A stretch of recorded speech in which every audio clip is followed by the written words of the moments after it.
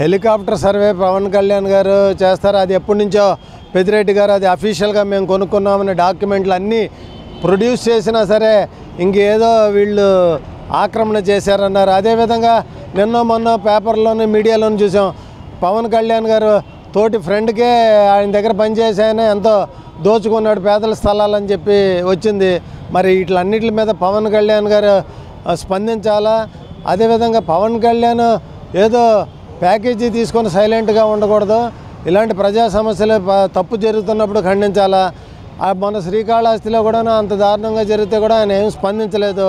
తిరుపతి లడ్డు అన్నారు, మళ్ళీ దాని మీద స్పందించి మళ్ళీ ఏమీ చేయలేదు.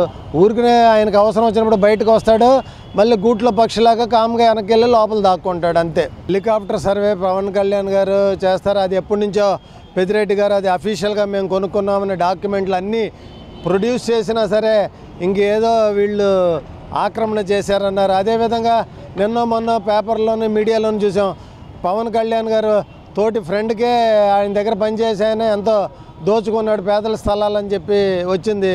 మరి వీటిలన్నిటి మీద పవన్ కళ్యాణ్ గారు స్పందించాలా? అదేవిధంగా పవన్ కళ్యాణ్ ఏదో ప్యాకేజీ తీసుకొని సైలెంట్గా ఉండకూడదు. ఇలాంటి ప్రజా సమస్యలు తప్పు జరుగుతున్నప్పుడు ఖండించాలా? మన శ్రీకాళహస్తిలో కూడా అంత దారుణంగా జరిగితే కూడా ఆయన ఏం స్పందించలేదు. తిరుపతి లడ్డు అన్నారు, మళ్ళీ దాని మీద స్పందించి మళ్ళీ ఏమీ చేయలేదు. ఊరికనే ఆయనకు అవసరం వచ్చినప్పుడు బయటకు వస్తాడు, మళ్ళీ గూట్లో పక్షిలాగా కామ్గా వెనక్కి వెళ్ళి లోపల దాక్కుంటాడు అంతే.